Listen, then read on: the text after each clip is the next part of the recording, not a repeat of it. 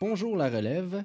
Aujourd'hui, je suis très excité de recevoir une productrice québécoise et aussi réalisatrice et scénariste. Donc, après 18 ans de production en télévision, elle nous est arrivée avec une œuvre titanesque, gargantuesque, qui se nomme Un meurtrier sur mesure. Aujourd'hui, je reçois Isabelle Chevrier. Isabelle, bonjour. Bonjour. Serait-ce possible de nous faire une petite feuille de route de tes dernières productions? Ouais, en fait, en 18 ans, j'ai œuvré comme productrice dans tous les genres et je me suis, par contre, beaucoup passionnée et fascinée aussi pour tout ce qui est du domaine criminel, juridique, policier. J'ai produit Un tueur si proche pendant plusieurs années. J'ai conçu et produit une série documentaire aussi pour TVA qui s'appelait Histoire en cours, où on suivait des victimes d'actes criminels. Et c'est d'ailleurs Histoire en cours qui m'a mené à meurtrier sur mesure, à concevoir et faire cette série. OK.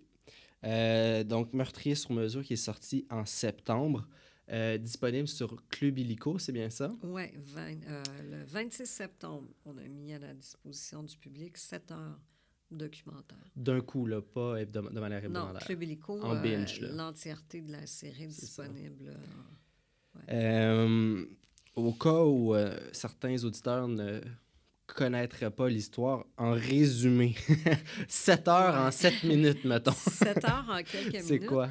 En fait, Meurtrier sur mesure, c'est l'histoire d'une des plus grandes erreurs judiciaires du Québec et l'erreur judiciaire la plus et la mieux documentée de notre histoire, ce qui est très, très rare. Quand je dis documenté, c'est que on a des preuves, en fait, de comment l'erreur judiciaire s'est construite, ce qui est très, Mhm. très rare. Alors, cette histoire a pris naissance en 1990 à Val-d'Or, une communauté de 23-24 000 habitants à l'époque, où une jeune fille, Sandra Godet, de 14 ans, quitte la résidence de son petit copain un vendredi soir à minuit pour rentrer chez elle. Il est minuit, elle quitte à pied et elle ne sera plus jamais revue vivante. Elle va être retrouvée 48 heures plus tard, dénudée, enterrée, ensevelie dans un banc de neige aux abords d'une route forestière, au creux d'un fossé.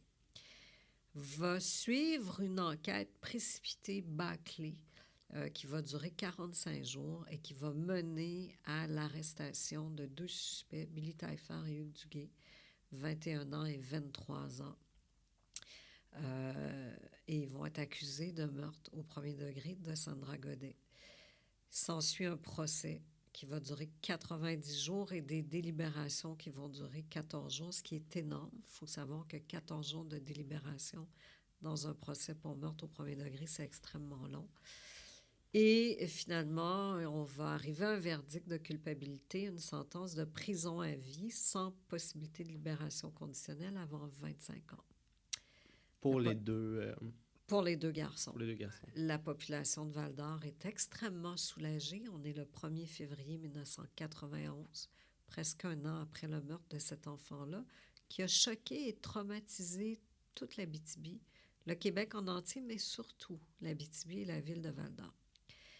Des années plus tard, en 98, il y a une commission d'enquête qui est mise sur pied par le gouvernement péquiste. La commission Poitras. La commission Poitras, qui avait été déclenchée parce qu'une juge, dans une affaire qui s'appelait l'affaire Matix, avait découvert pendant le procès que les policiers avaient planté de la preuve. Alors, elle avait arrêté le procès des frères Matix en disant c'est extrêmement grave, on ne peut pas planter de la preuve pour faire accuser des gens, même si ce sont des trafiquants de drogue reconnus, on doit y aller selon les règles de l'art. Commission d'enquête sur les policiers qui avaient enquêté sur les frères Matix. Et à travers cette commission d'enquête-là, il y avait eu un appel à tous lancé à la population qui disait, si vous croyez avoir été victime de techniques d'enquête douteuses de la part de la SQ, écrivez-nous. Ce que la famille de Billy Taillefer va faire, ils vont prendre une chance. À ce moment-là, ça fait déjà 8 ans que Billy Taillefer et Hugues Duguay sont en prison. En prison à Port-Cartier, c'est À ça qui est Port-Cartier, comme ils avaient été transférés à Port-Cartier. la prison là, à sécurité maximum là, au Québec. Là. Exact. Ils sont à Port-Cartier et le dossier monté par la famille Taillefer et Duguay pour prouver en fait que cette enquête-là a été bâclée, qu'il y a eu fabrication de preuves, mensonges, parjure à la cour de la part des policiers et que le juge dans ce procès-là avait fait preuve de partialité contre les accusés. Ouais. Le dossier que la famille monte est incroyable. Ils envoient ça à la commission Poitras et bingo, il y a un commissaire, le procureur Maître Battista, Giuseppe Battista, qui va à la lecture de la documentation fournie par la famille, va enquêter et perquisitionner tous les services policiers qui ont enquêté dans le meurtre de Sandra Godet. Grâce à ça, il va y avoir un deuxième appel. Bref, les procédures judiciaires vont être très, très longues par la suite. Mais grâce à la commission Poitras et aux avocats, Maître Bello et Joanne Saint-Gelais et Anne-Marie Langteau, qui vont pas cesser de se battre, Hugues Duguay va être libéré par la Cour suprême en 2003 et Billy Taillefer va être acquitté par la Cour supérieure du Québec lors d'un deuxième procès en 2006. Alors, c'est une saga qui a commencé en 90. Ça fait maintenant bientôt 30 ans, parce qu'on est en novembre 2019. Et ça aura pris 12 ans avant qu'il soit libéré.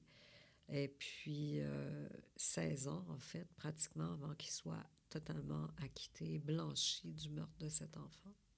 Puis maintenant, on en est à demander peut-être des excuses formelles de la part des... Bien, plus que des excuses, en fait, les procédures au civil ont commencé, si je ne m'abuse, je crois en 2006, donc il y a maintenant bientôt 13 ans.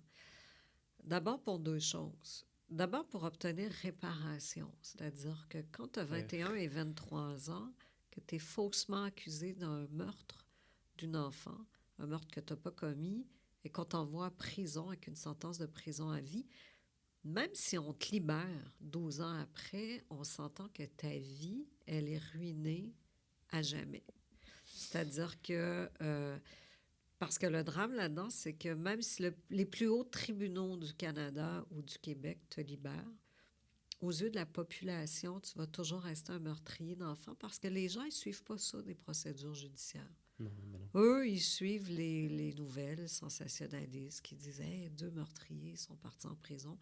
Après les dédales des procès puis des procédures judiciaires et tout ça, les gens en général ne savent pas là, pourquoi on libère les gens. Ils ne comprennent pas les tenants aboutissants. Donc, les gens ont pensé que Billy Taillefer et Duguay avaient été libérés par les tribunaux pour des technicalités, des erreurs que le juge aurait commises. Mais en fait, c'est pas ça. C'est beaucoup plus grave que ça.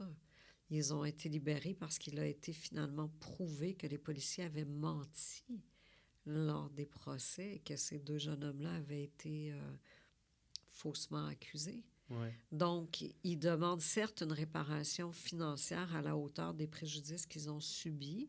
Puis, selon la jurisprudence, dans ces cas-là, c'est plusieurs millions de dollars.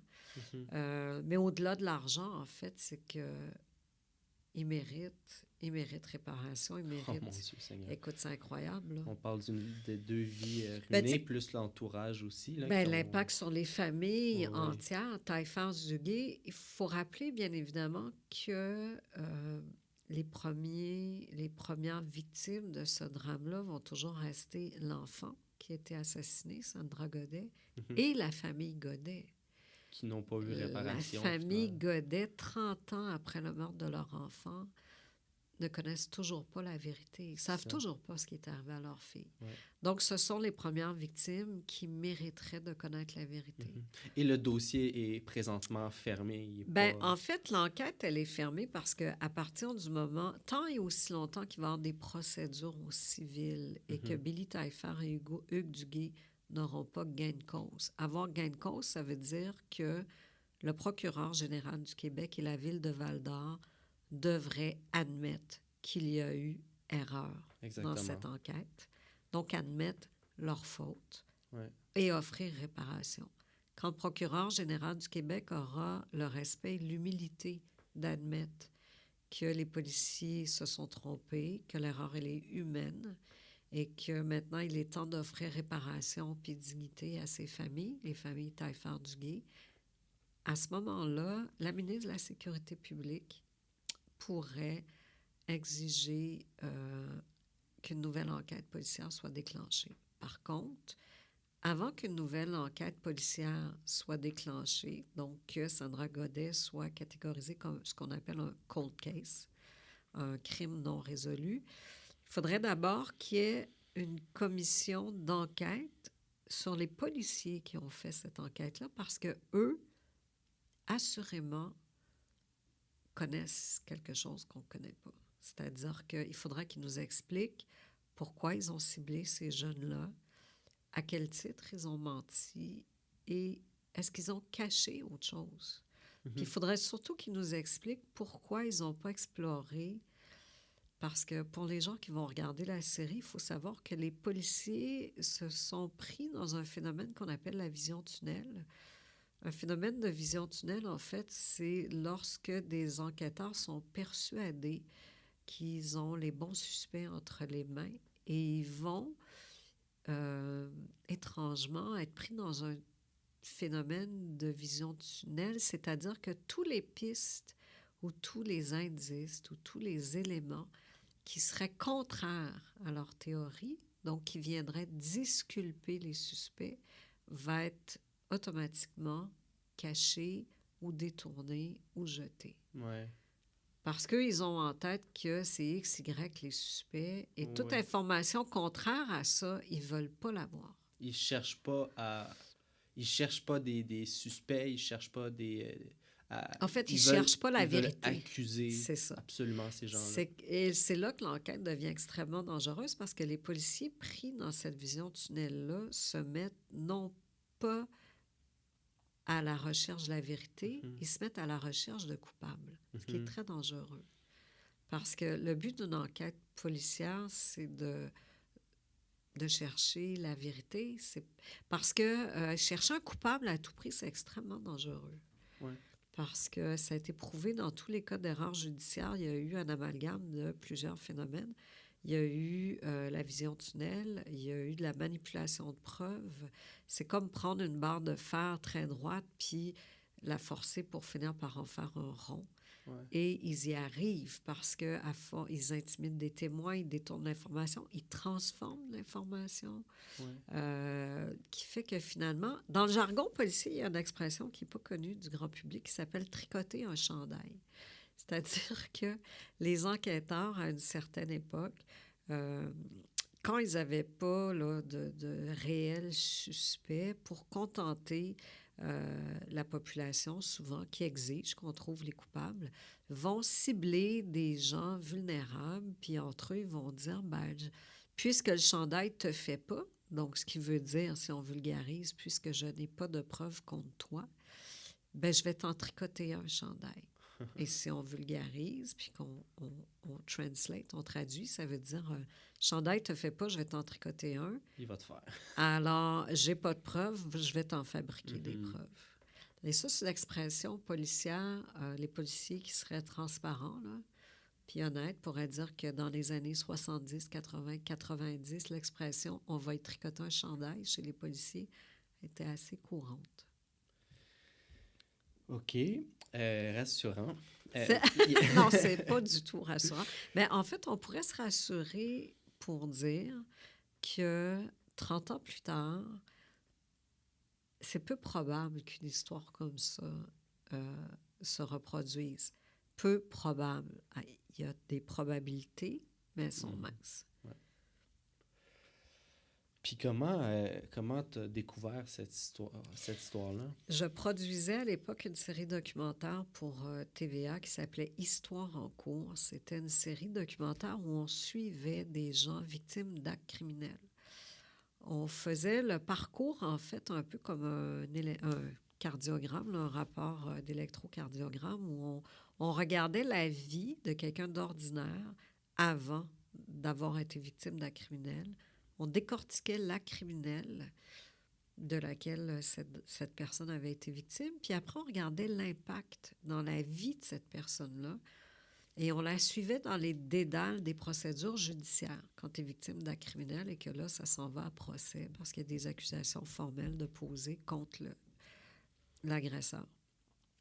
Au cours de cette série-là, Jean-Claude Bernard a sorti un livre qui s'appelait Meurtrier sur mesure, qui était un livre documentaire.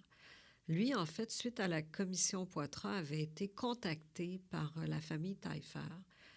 Jean-Claude Bernard est un expert en criminologie. C'est un militant pour les droits des détenus, pour les droits et libertés. Et il s'est penché sur la commission Poitras et il en a fait un livre qui s'appelle Meurtrier sur mesure, qui est un livre documentaire.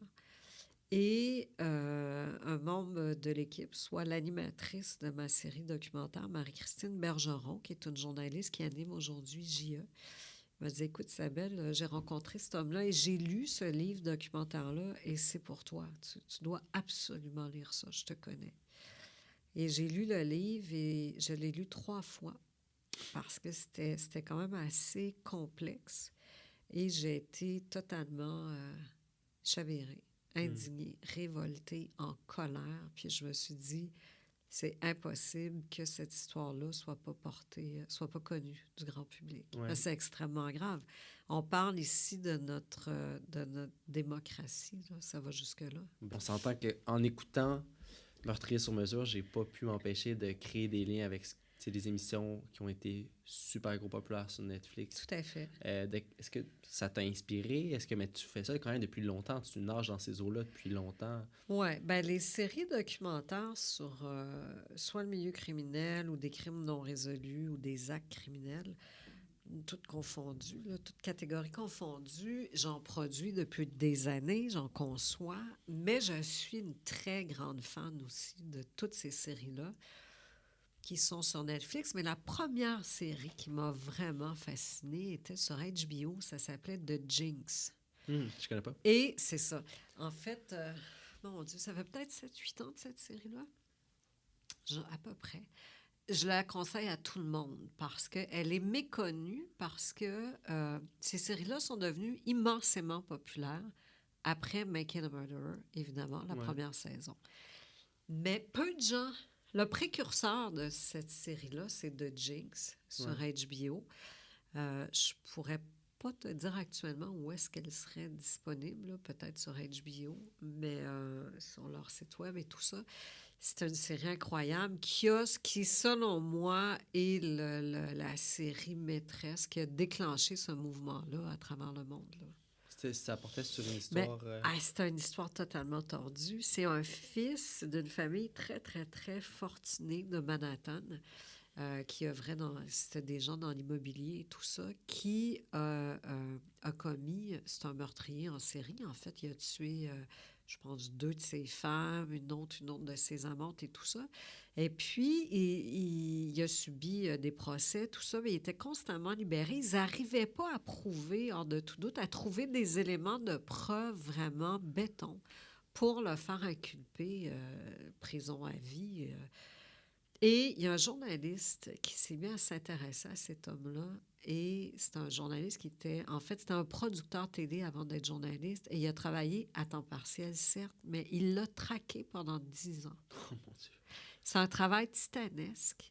Il a travaillé 10 ans là-dessus avec une équipe de production à temps partiel pour écrire et il a réussi à établir une relation avec cet homme-là, Durst. Et il est arrivé quelque chose d'absolument incroyable, c'est-à-dire que quand HBO a mis cette série-là en ondes, les policiers se sont mis à écouter la série. Et grâce à la série...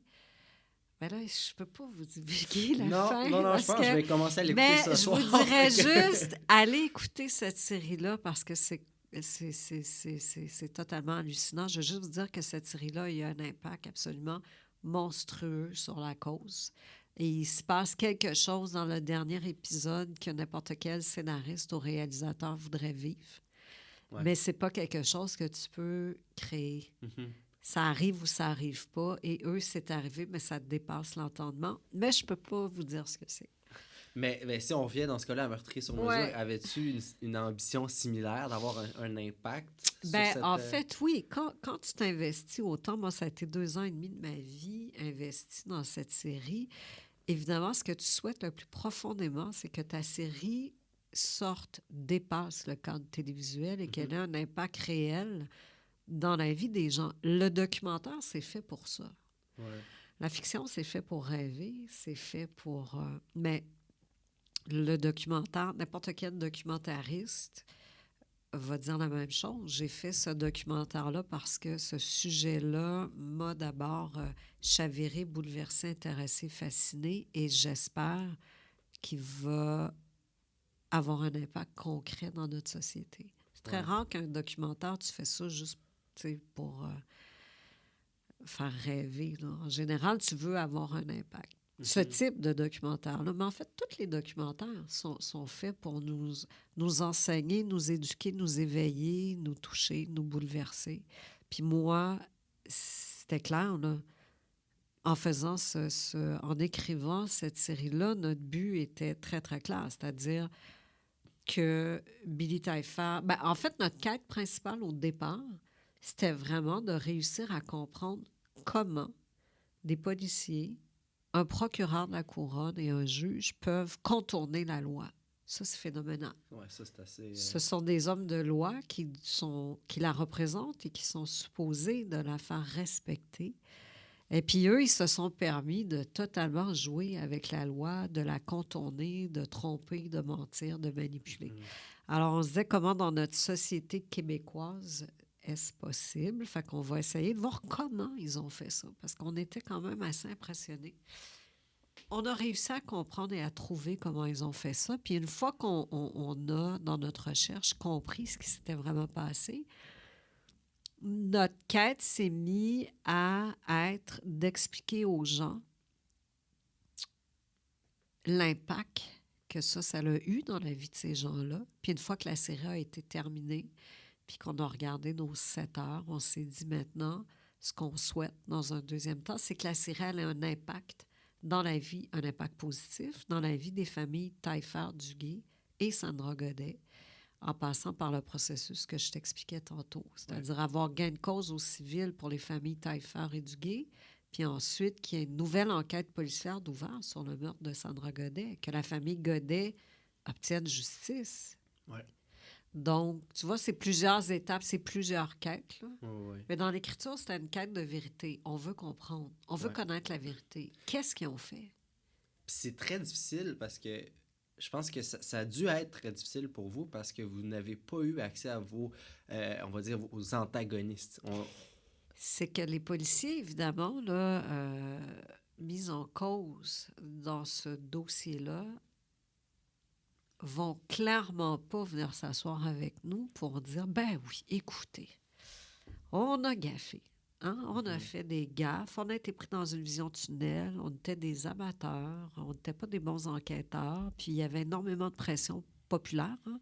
La population voulait des coupables maintenant.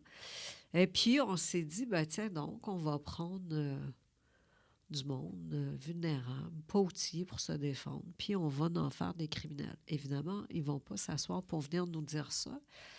Nous, ce qu'on remet en question, c'est leur compétence d'abord, puis ensuite leur bonne foi. Ouais. C'est un mélange de tout ça. Donc oui, ça a été difficile, mais à la différence de certaines séries, nous, on ne cherchait pas un meurtrier. On cherchait à comprendre ce qui s'était passé pour essayer de trouver la vérité. On n'était pas très optimiste sur nos chances d'obtenir des déclarations choc de la part des policiers qui avaient œuvré dans ce dossier-là. Puis moi, je vais faire une précision importante là, parce que je reçois beaucoup, beaucoup de témoignages concernant des policiers.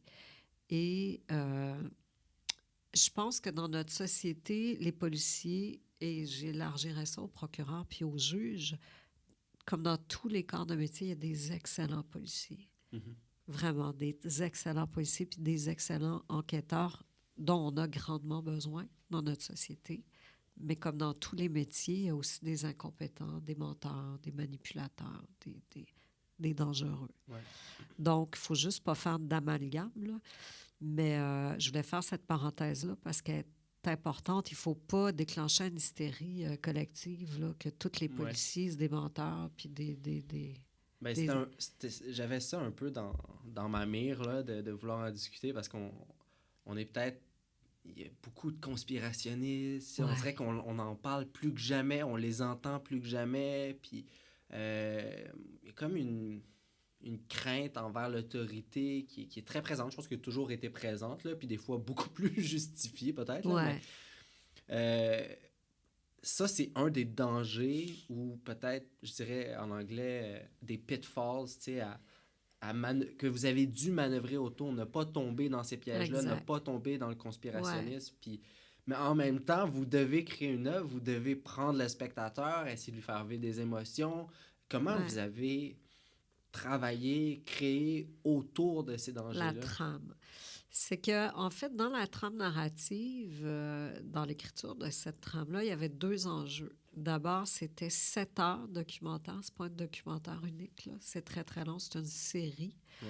Alors, il faut réussir d'abord à simplifier, vulgariser au maximum cette histoire qui est d'une complexité effarante.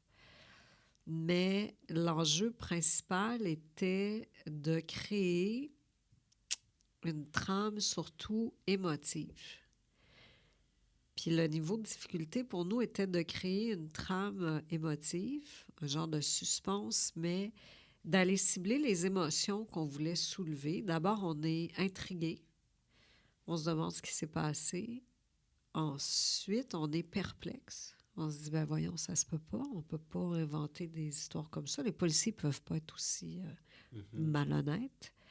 Et puis finalement, on finit par comprendre ce qui s'est passé. Et là, on se met à être en colère, révolté, peiné, indigné. C'était de faire croire. On passe par toutes les émotions dans cette série-là. Ouais. Puis je pense que le succès de ces séries-là, c'est de générer des émotions. Les gens écoutent ces séries-là pour vivre des émotions. Mhm, ben oui. Donc, si on n'en vit pas, c'est un échec. Puis je pense que ça, humblement, on a réussi à le créer. Mais pour revenir principalement là, à ta question, c'est un danger incroyable qui nous guette de nous-mêmes tomber dans une vision tunnel. Mhm. C'est extrêmement dangereux. Puis c'est pour ça qu'on s'est joint. En fait, on a fait appel à Maître Richard Dubé, qui est un grand criminaliste, pour nous empêcher nous-mêmes d'arriver à des conclusions parce qu'on aurait été aveuglés ou...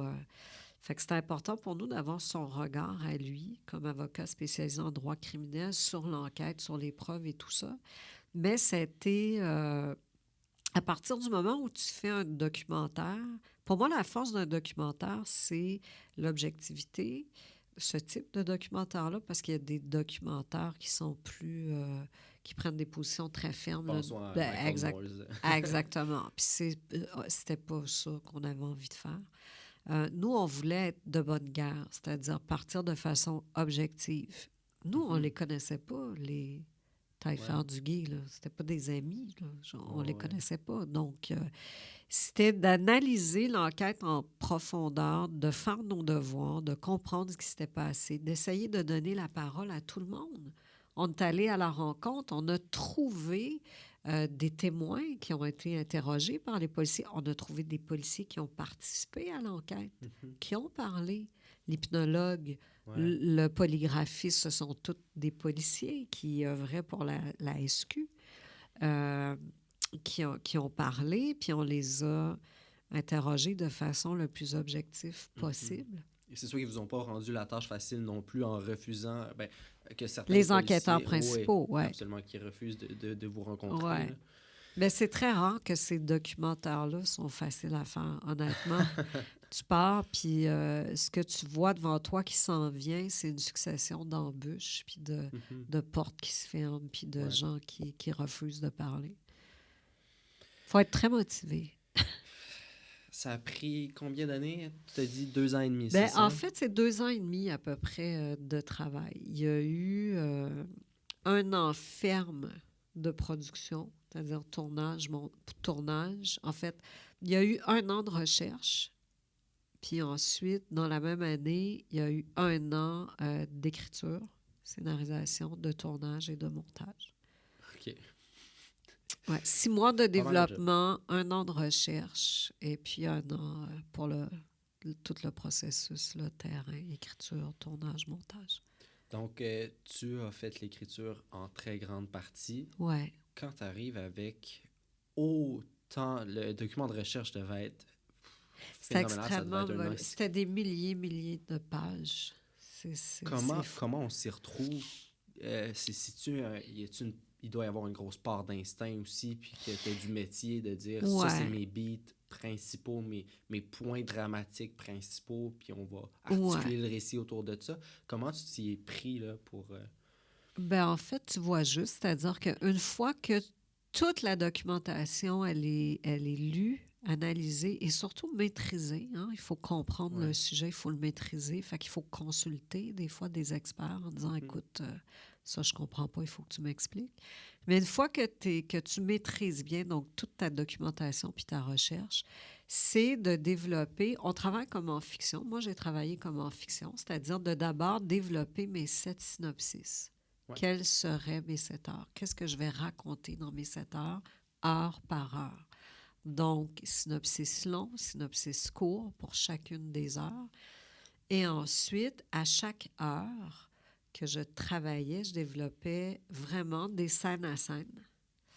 Et puis ensuite, avec la recherche, ça, c'était les scènes à scène de mes rêves, là, dans mes rêves. Ouais, c'est ça. Hein? Puis après ça, en documentaire, puisqu'on n'est pas en fiction, on part de nos rêves à la réalité.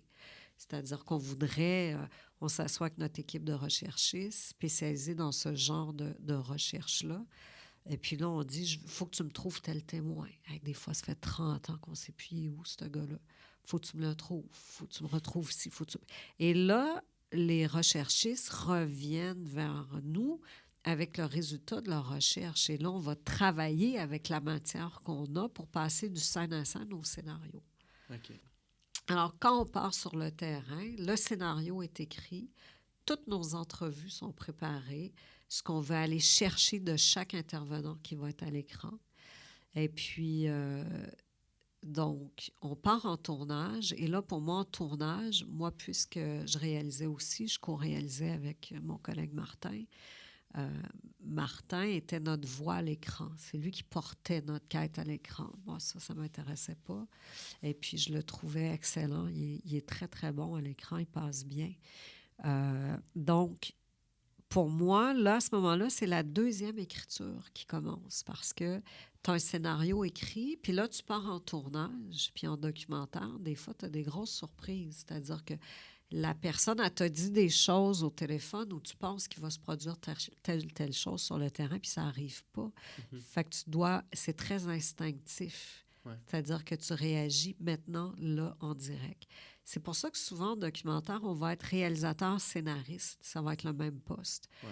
Parce que c'est très difficile pour un réalisateur de partir sur le terrain et de lui se mettre à réécrire live pendant qu'il se passe quelque chose parce qu'il ne va peut-être pas maîtriser à 100% toutes ses marges de manœuvre. Alors, quand tu scénarises et réalises, ce qui est fascinant, c'est que tu réagis sur le champ, sur le terrain, tu réécris ton scénario, tu t'adaptes à la réalité. On n'est pas en fiction. C'est un énorme... Ça n'a rien à voir, hein? Scénariser puis réaliser de la fiction, puis scénariser puis réaliser du documentaire. Pour moi, c'est deux mondes totalement différents.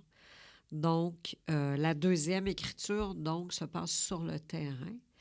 Et puis après ça, il y a une troisième écriture qui commence, qui est en montage. C'est que là, tu fais des choix. Parce que souvent, en montage, tu as défini à travers tes synopsis, puis tes scénarios, tes points d'ancrage, puis tes cliffhangers qu'on appelle. Qu'est-ce qui fait que... Ouais, entre chaque bloc. Exactement, entre chaque bloc, puis surtout à la fin de chacun des épisodes. Ouais. Mais en salle de montage, souvent, tu as trop de matériel. Et là, il faut que tu fasses une troisième passe d'écriture. Il faut que tu réécrives en disant, ben là, je dois faire des choix. Moi, j'aurais pu écrire... en fait, on aurait pu, au lieu de faire 7 heures, on aurait pu en faire 10. J'ai peut-être du matériel pour 3 épisodes supplémentaires.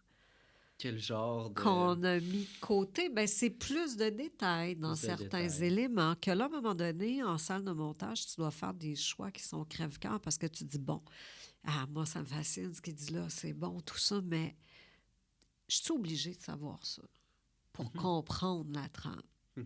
Oui, c'est intéressant, c'est fascinant, mais non, c'est pas obligatoire. Donc, je l'enlève. Mais il y en a une tonne. On aurait Ouais. pu faire des heures et des heures de matériel exclusif que tu fais, ben voyons donc. Puis surtout que dans cette histoire-là, où c'était excessivement exigeant au niveau de l'écriture, mes collègues pourront en témoigner, je me suis rendue jusqu'à, en général, des V10 à V11, à V12 De montage, de scénario. de scénario. Oui. Puis en montage, on se rendait à peu près à 6 ou 7 versions de montage. Colossal. C'est énorme, oui. Mais moi, je pense que c'est ce qui fait la force de la série, c'est justement sa densité en contenu. Oui, parce que une grande différence de la télé traditionnelle, comme un tueur si proche, c'est que t'as pas après la pause, puis t'as pas... tu sais, il y a toujours un petit passage après la pause, il va y avoir tel événement, Ouais. puis en revenant de la pause, il y a... Un recap. Juste là. avant la pause, il y a eu Ouais. ça, donc la moitié est Il y a pris une par... partie du contenu. Là, c'est Vous savez que ça, c'est constamment. exigé par les diffuseurs, hein, ces espèces de recap-là et tout ça. Ah ouais? Il y a eu beaucoup de blagues, puis nous-mêmes, on a beaucoup d'autodérision. Il y en a qui disent dans ces séries-là, vous passez votre temps à faire des recaps parce que vous n'avez pas assez d'argent pour remplir en contenu. Non, c'est que en fait, les diffuseurs se sont habitués à cette forme-là de recap et ils l'exigent.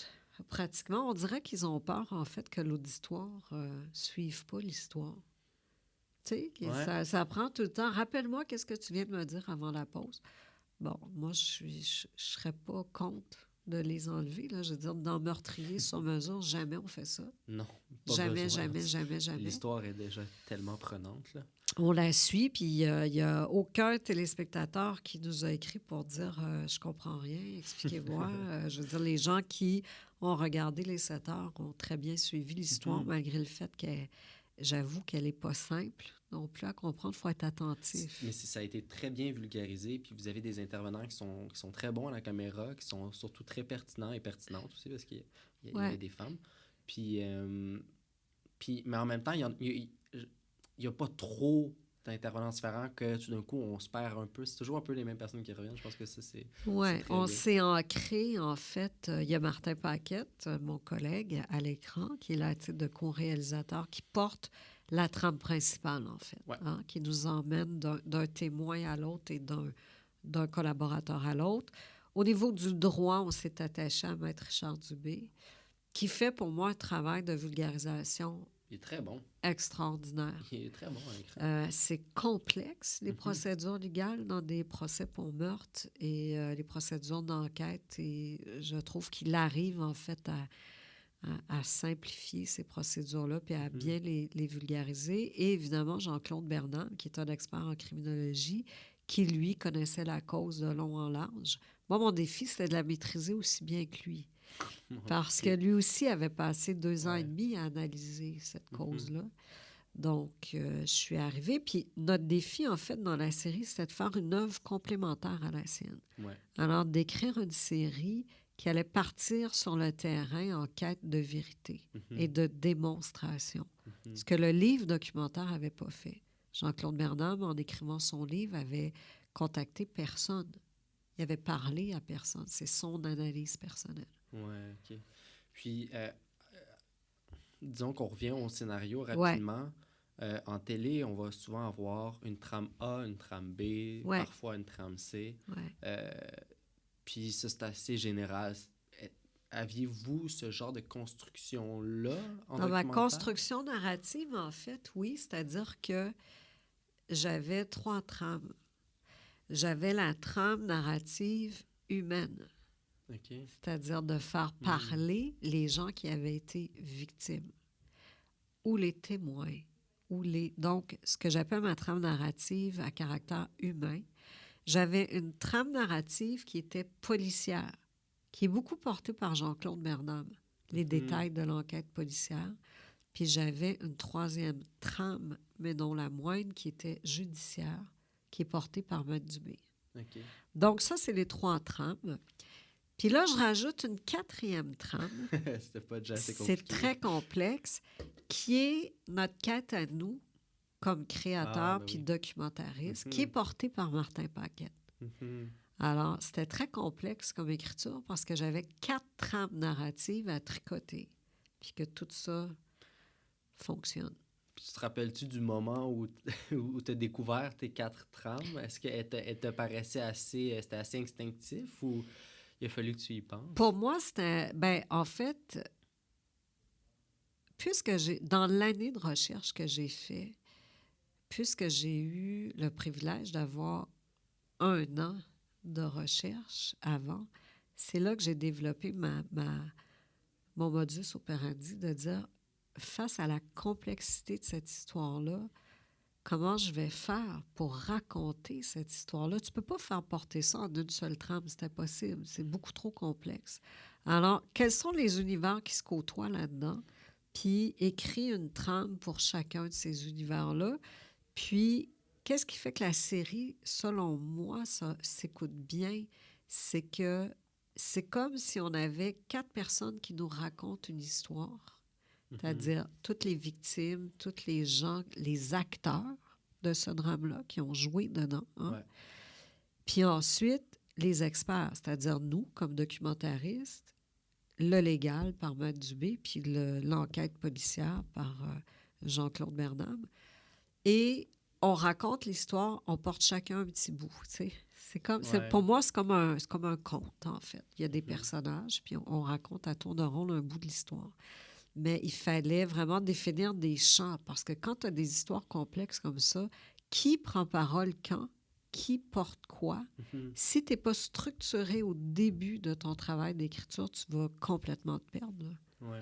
Puis il faut que ce soit aussi crédible. J'aurais jamais fait porter la trame légale par mon co-réalisateur à l'écran. C'est pas un avocat. Ouais. Puis l'enquête policière, le plus souvent possible, on essayait de donner la parole à des policiers ou des experts en enquête ou un criminologue Ouais. qui en a analysé des enquêtes Qui en a policières. vu passer, ouais. C'est ça, exactement. C'était très pratique aussi parce que ça nous donnait toujours 3 niveaux d'explication. Fait qu'il y a souvent une première explication assez sommaire. Exemple, c'est quoi la vision tunnel? C'est bien ça? Ouais, C'est quoi? Puis après ça, hop, tout d'un coup, on On en- l'expliquait un peu plus. on en fait la Puis, démonstration. Ouais. exactement, c'est ça. Fait que d'avoir Ouais. ces 3 trames-là nous permettait de mieux comprendre. Tu sais, c'est un bon outil de Un vulgarisation. bon exemple de ça, là, de, tu sais, si des scénaristes voudraient... Moi, je trouve que l'épisode 4, entre autres, qui est la nuit des interrogatoires, où on explique la technique Reed, qui Ouais. est quelque chose d'hyper technique. C'est Hein? vraiment C'est une technique. technique d'interrogatoire. Mais de la façon qu'on l'a écrit, on la vulgarise, on l'explique, mais on en fait la démonstration à travers des voix humaines, à travers les acteurs qui étaient là. Puis là, tu vois très bien les 4 trames narratives, puis comment c'est efficace. Parce qu'à la fin de cet épisode-là, tu comprends comment les policiers peuvent parfois arriver à faire signer des faux aveux, des déclarations incriminantes à des gens qui n'ont pas commis le meurtre. Ouais, parce que je pense que c'est quelque chose qu'on n'a pas encore nommé dans notre entrevue présentement, c'est que, mon Dieu, puis ça c'est ma mémoire des noms, Billy Taillefer, c'est Billy Taillefer ouais, qui a signé une une déclaration déclaration comme quoi. incriminante. Ouais. Exactement. Mais cette déclaration-là, ce n'est pas lui qui l'a écrit, en fait. Non. Il faut savoir pour le téléspectateur qu'à suite à 45 jours d'enquête sur des jeunes qui étaient vulnérables, pas outillés, pas d'une classe sociale favorisée, très peu éduqués, ils ont quitté l'école, Billy et Hugues, en secondaire 2, les 2 Ouais. et 3, là, tu sais. Billy Taillefer, après 45 jours d'enquête puis de pression policière, après avoir été battu dans un dépotoir par les enquêteurs des crimes majeurs de Montréal, a finalement craqué et signé une déclaration incriminante qu'il n'avait pas écrite, Qui avait même pas lu, je qu'il pense. n'avait même pas lue, en se disant je vais signer cette déclaration, je vais aller me coucher, puis demain, ils vont se rendre compte qu'ils se C'est trompent. n'importe quoi. Bon, Ben oui. la plupart des gens, là, notre réflexe, même nous, ça a été de dire, ben voyons donc, comment dans la vie, moi, Isabelle Chevrier, jamais je signerais un papier qui me fait dire que j'ai tué quelqu'un si je ne l'ai pas tué. Mm.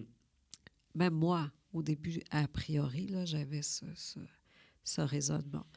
Et puis, j'ai lu plusieurs thèses de doctorat, des mémoires, sur la technique Reid. Et j'ai fini par comprendre que cette technique-là, elle est hallucinante. Est-ce que vous connaissez la série documentaire Aveux au dossier sur Netflix? Non. C'est une série américaine qui a été faite principalement sur la technique Reid et sur les techniques dans l'obtention de signatures de déclarations incriminantes où dans un pourcentage incroyable, des années plus tard, suite à des découvertes d'ADN ou quoi que ce soit, il y a un pourcentage extrêmement élevé de faux aveux. Et puis, ils ont analysé ce phénomène-là, puis ça donne froid dans le dos. Ben, c'est ça. Je veux dire, l'épisode 4 fait la démonstration, d'abord par l'écriture, là, puis la structure narrative, de comment on peut arriver à signer. Je te jure, tu l'aurais signé, la déclaration. Je te crois. Écoute, j'ai pas pu m'empêcher de faire des parallèles à certains points sur ma vie. Puis je pense qu'il y avait... je ne me rappelle pas exactement précisément c'était quand, mais il y avait un moment où on parlait... où il en venait à se demander... Coudon, je l'ai-tu fait, tu sais? C'est parce que ça, c'est une des trucs qui est épouvantable, extrêmement épeurant dans Technic Read. On appelle ça le phénomène d'internalisation. C'est-à-dire que ça fait 45 jours que des enquêteurs te suivent jour et nuit. Ça fait 45 jours qu'ils se promènent dans ta petite communauté sanitaire, 2500 citoyens, avec ta photo en disant... Connaissez-vous cet homme? On le recherche pour le meurtre de Sandra Godet. Donc, toute la communauté est persuadée que tu as tué cet enfant-là. Tu es en train de virer fou.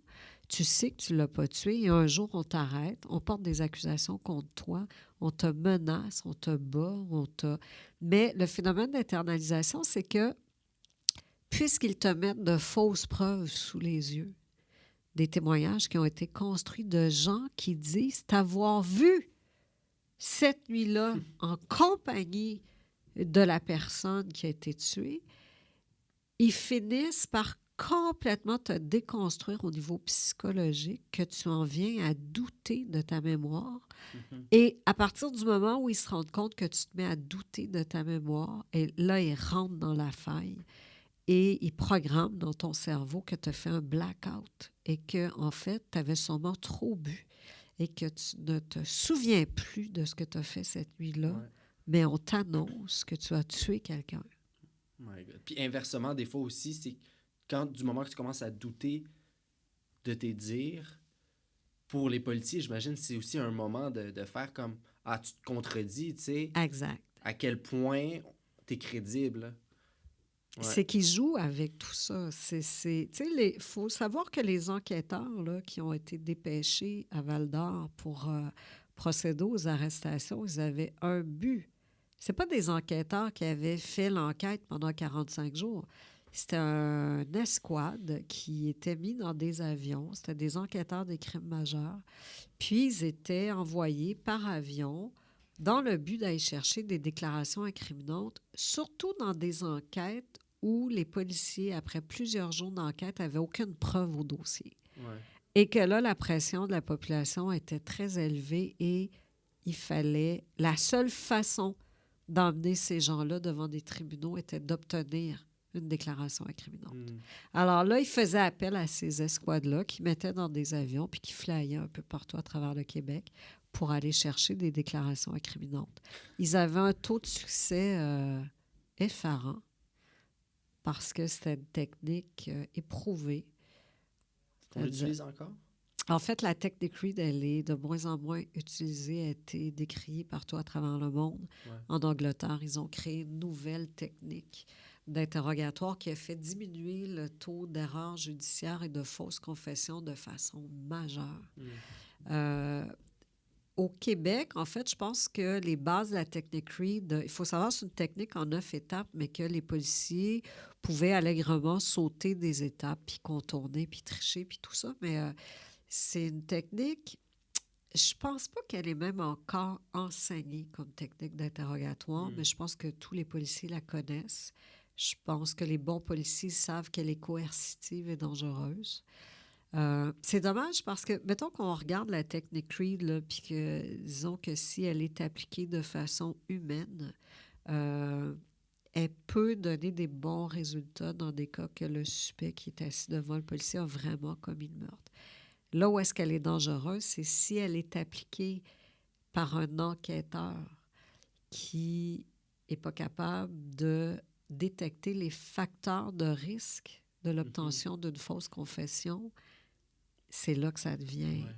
Parce que l'interrogatoire, initialement, il est supposé être effectué du moment qu'ils sont sûrs que les personnes qui ont arrêté sont les bons. Ben, en fait, dans la technique Reed, là, la première étape, c'est une entrevue. C'est-à-dire que moi, je t'arrête, là, puis là, on s'assoit. Puis je fais une entrevue avec toi, je suis un policier, puis je dis, écoute, je pense que c'est toi qui as tué telle personne, patati patata.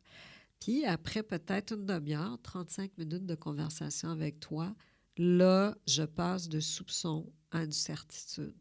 Et là, je commence le vrai interrogatoire. Le danger là-dedans, c'est que, puis on l'explique bien dans l'épisode 4, c'est que il y a une différence entre des soupçons et une certitude et que de passer au soupçon à l'incertitude, on se fie sur notre instinct policier, que les enquêteurs disent. Sauf que des études ont montré que le taux de réussite de cette technique d'interrogatoire-là n'est pas plus élevé que 50 50 c'est la chance. Je veux dire, quand on flippe un 25 sous dans les airs, tu as 50 des chances que ça soit pile, 50 des chances que ça soit face. Et c'est sur ces techniques d'interrogatoire-là qu'on va porter des accusations formelles de meurtre au premier degré. Est-ce que tu te rends compte du niveau de dangerosité? C'est que les interrogatoires policiers devraient toujours venir corroborer des preuves. C'est ça. Quand tu n'as pas de preuves, puis que tout ce que tu as, c'est une déclaration incriminante, tant qu'à moi, le niveau de dangerosité de mettre des innocents en prison est extrêmement élevé. Oui, puis vous en avez un bon cas. Ben oui. Faisons un petit pas en arrière. Retournons un peu en arrière de la caméra. Oui. Moi, il y a quelque chose qui m'a... Écoute, c'est un peu cave, mais surpris peut-être, OK? C'était l'intelligence, la finesse de la mise en scène. Je trouve que c'est... Je pense... Bon, on a parlé vulgarisation, c'est excellent. La structure, très bien ficelée. Mais après ça, il y a l'émotion. Ouais. Puis vous avez des scènes très chargées. Fait que moi, ce qui m'intéresse de savoir, c'est comment avez-vous choisi votre mise en scène? Puis comment, à défaut d'un autre mot, comment travailler cette matière humaine-là? Puis comment travailler avec des gens qui portent ce drame-là? Comment leur soutirer peut-être plus d'émotions, les faire parler, tout ça? Ouais. Comment vous avez approché ça? En fait, quand tu dis la finesse, là, ce que j'entends, c'est qu'on a fait usage de retenue. C'est-à-dire que dans ces documentaires-là, ce que nous, on veut éviter, c'est du sensationnalisme. C'est-à-dire de mettre à l'écran des gens qui vont pleurer, éclater, briser. On peut, tu sais, on se garde une pudeur. Fait que ça, c'est très important. Ensuite, le secret, je crois, pour avoir des témoignages aussi chargeants d'émotions de la part des victimes de ces drames-là, c'est l'authenticité, gagner la confiance, donc de construire une relation réelle avec ces gens-là. Et nous, ça nous a pris des mois la construire, cette relation-là. Tu ne peux pas arriver à froid puis demander aux gens de livrer des témoignages avec une telle authenticité. C'est pas des comédiens, ils n'ont pas de texte, ils n'ont pas... C'est des très longues entrevues, très, très longues entrevues pour en ressortir le meilleur. Okay. Longues comment? En fait, une entrevue à chaque thèmes qu'on abordait, l'entrevue durait à peu près 2 heures pour faire peut-être 7 minutes de contenu au final. Ouais. Puis je pense que par retenue, moi, tu sais, il y a un plan, c'est vraiment... Parmi tout ce qu'il y a un plan qui me reste vraiment en tête, je pense, c'est avec la sœur de Billy. À la fin du 2e épisode, peut-être. Je pense, ben, elle est dans son salon, je crois. Vous êtes assez distancés, très faible profondeur de champ. Vous êtes juste sur elle. Elle est là, centrée, en plein milieu du plan.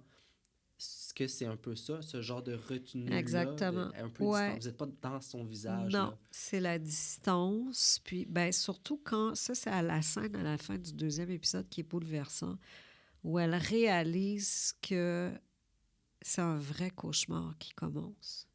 Parce que son frère et son père sont accusés d'un meurtre au 1er degré.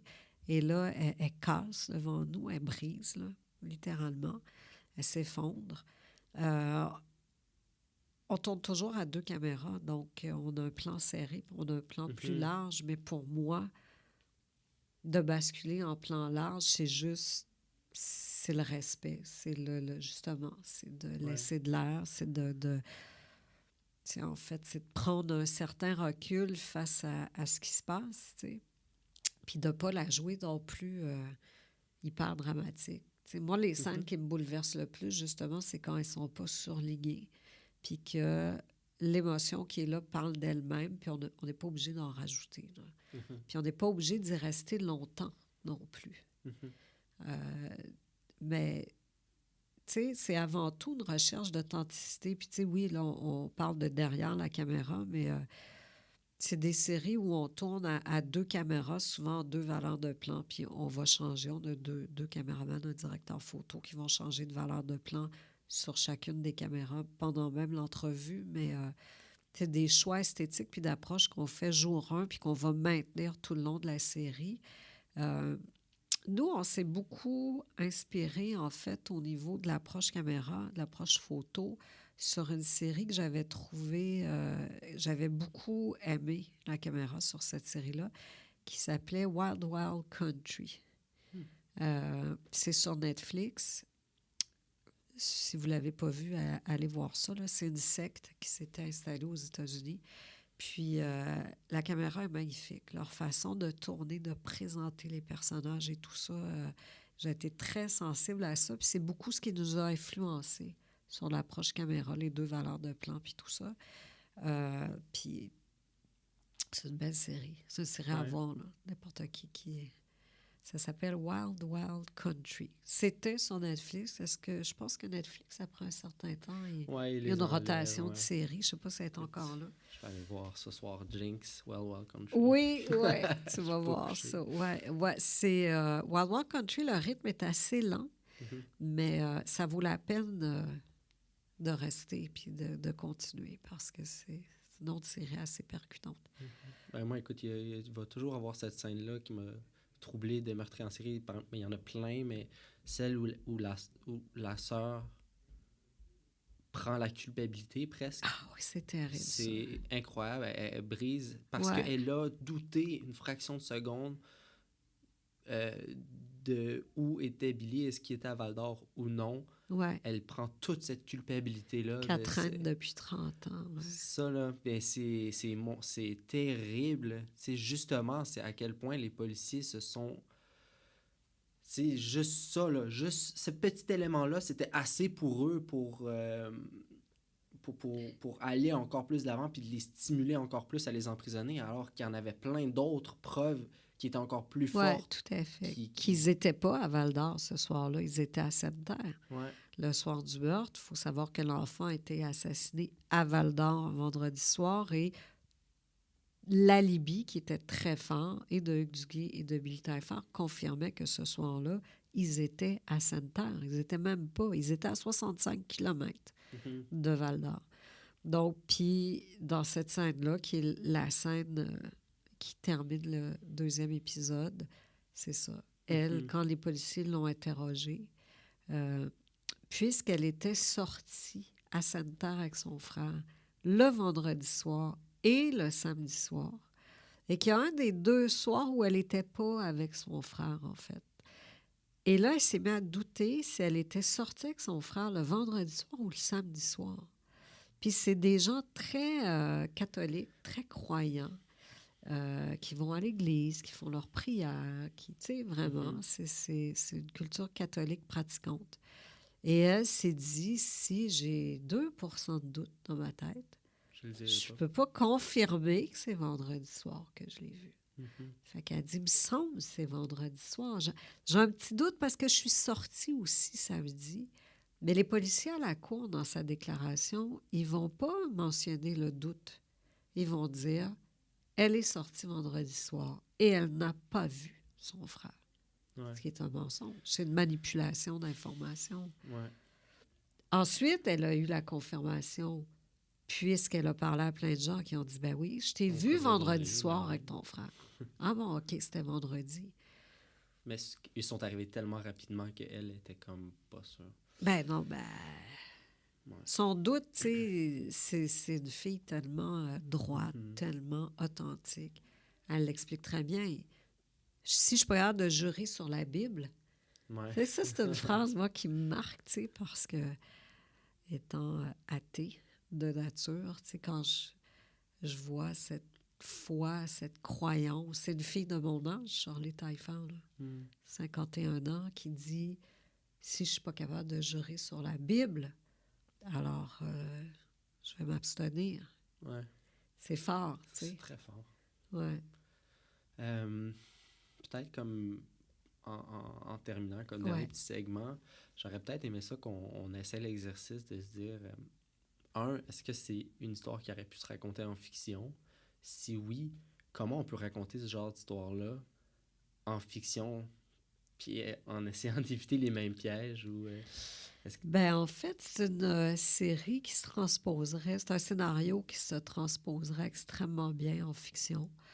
On referait exactement le même parcours, sauf qu'on enlèverait la trame narrative, la quatrième, qui est la quête de l'équipe de production. Mhm. La quête du documentariste, puis du réalisateur, puis de notre équipe d'écriture, puis de réalisation. Si on enlève cette trame narrative-là, l'histoire part un vendredi soir, 9 mars, avec un personnage principal qui est un enfant de 14 ans, qui part regarder, puis qui rentre chez elle après, qui quitte la maison de son amoureux, puis qu'on ne reverra plus, puis une enquête policière, puis les familles Taillefer-Godet qui y sont, puis tout le déroulement. Puis je pense que les pièges auraient été les mêmes, mais en fiction, ce qui est extraordinaire, c'est-à-dire que ce qui est notre niveau de difficulté en documentaire, c'est qu'en documentaire, on ne peut pas inventer. Ouais. En documentaire, il faut s'asseoir sur la réalité et sur des faits qu'on est capable de prouver. Ouais. Donc, ça nous laisse très peu de marge de manœuvre. Ça augmente de beaucoup le niveau de difficulté en termes d'écriture. Mhm. Tu sais, moi, des fois, là, j'étais dans mes scénarios puis je me disais, ah, merde! Si j'avais pu créer cette scène-là, ça serait extraordinaire. Ça aurait fait un revirement de fou, mais c'est pas arrivé. Mhm. Je peux pas me donner cette liberté-là, mais c'est un scénario. Ce récit, ce drame-là, ferait, selon moi, un long métrage complètement fou. Là. Ouais. Je pense que le point de vue, moi, qui m'intéresserait le plus, c'est celui des policiers, des enquêteurs. Ouais. Je pense que c'est peut-être pour éviter qu'une erreur comme ça se reproduise, ouais. c'est d'être dans leur peau. Le drame est incroyable pour la famille de Sandra. Ouais. Le drame est incroyable pour la famille de Taillefer puis du Gué. Ouais. Mais, admettons on veut garder le propos, Ouais. puis les ambitions de la série, ça serait d'y aller avec les enquêteurs, puis comment tu te retrouves, puis quel impact. Est-ce qu'il y en a une culpabilité qui est là? C'est quand même des humains, tu sais. C'était dur pour vous de ne pas les rencontrer, mais il faut pas non plus les... Puis je pense que vous faites une bonne job, malgré tout, de les humaniser, de se dire la pression. C'est ça. C'est qu'en fait, la vision tunnel, honnêtement, c'est toujours un amalgame de 2-3 phénomènes. Je pense qu'au début, tous les policiers sont de bonne foi. Hein? Ouais. Mais là, après ça, on embarque la vision tunnel. Et là, ce qui est dangereux, c'est que les intérêts personnels embarquent. C'est quoi un intérêt personnel? Si je suis enquêteur principal, j'enquête sur un meurtre, je n'obtiens pas de résultats, ça me prend des résultats. Et là, les intérêts personnels, c'est quoi? C'est trouver des coupables. C'est plus trouver la vérité. Ouais. Puis c'est ça le danger. Puis ça a été prouvé. Là, toutes les erreurs judiciaires du monde, c'est ça, le regard policier. Fait que quand tu dis faire un film sur le regard policier, là, comment les erreurs judiciaires se construisent, ben oui, David Milgaard, qui est un autre très grande erreur judiciaire canadienne, c'est exactement le même phénomène qui s'est passé. Comment, en fait, ils vont manipuler des témoins, construire de la preuve, tout ça, c'est fou, là. Ouais. Ça serait super intéressant. Puis c'est sûr qu'il y a un film conspirationniste aussi. Ah, ben c'est sûr, quelqu'un va y sûr, passer. Là. C'est sûr, quelqu'un va dire que... Un maire tout à fait. pas trop clair. Ouais. Écoute, c'est tout le temps qu'on avait. Ben merci beaucoup. Malheureusement. C'est moi qui te remercie énormément. Donc, Meurtrier sur mesure, on le retrouve sur Club Illico. C'est à voir et à revoir si on veut bien comprendre ce qui se passe. C'est vraiment une perle. Qu'est-ce qu'il y a d'autre à l'horizon pour Isabelle de Chevrier? Pour nous, ben en fait, en télé, on ne peut jamais dire trop sur quoi on travaille, mais on est en train d'écrire une autre série documentaire pour le groupe québécois, encore une fois dans le milieu criminalisé, qui n'est pas du tout de l'ordre de Meurtrier sur mesure. C'est complètement un autre milieu, mais qui fascine tout autant. Mais malheureusement, on peut pas trop en parler. Peut jamais trop dire. Il va falloir ce qu'on qu'on suive fait. sur les médias sociaux. Est-ce que tu es un peu tout à sur fait, les médias oui. sociaux? Isabelle Chevrier, Pixcom. En général, j'annonce mes séries puis ce qu'on fait au fur et à mesure. Parfait. Et puis, on va attendre la suite aussi pour les 2 hommes. Oui, tout à fait. Pour les gens qui s'intéressent à cette cause-là, quand on dit qu'on veut toujours que ça dépasse le cadre télévisuel, il y a un regroupement de citoyens qui s'est mis en place à Val-d'Or. Ça s'appelle Sandra Godet. Si vous allez sur ma page Facebook, Isabelle Chevrier Pixcom, vous allez voir que j'y fais souvent référence. Ils sont rendus 7600 citoyens à se mobiliser pour la cause Sandra Godet. La population veut savoir la vérité ou veut connaître la vérité. La population exige la vérité. Sandra Godet, c'est ça le titre de la page Facebook. C'est un mouvement citoyen qui est en train de s'organiser. Il y a une pétition qui circule. Fait que si vous voulez suivre la cause après la série, comme les gens font aux États-Unis pour Stephen Avery, il existe maintenant un regroupement citoyen. 7600 personnes en moins de 3 semaines qui se mobilisent au Québec. Moi, je trouve ça... C'est que le début de leur mobilisation. Ouais. Moi, je suis Gabriel Pelletier. On peut me retrouver sur Twitter @gabpel et sur Facebook, c'est personnel. Merci. Merci beaucoup, beaucoup, beaucoup. Puis, merci à toi. Je vous dis bonne semaine et à la prochaine. Merci. Merci. Merci. Merci.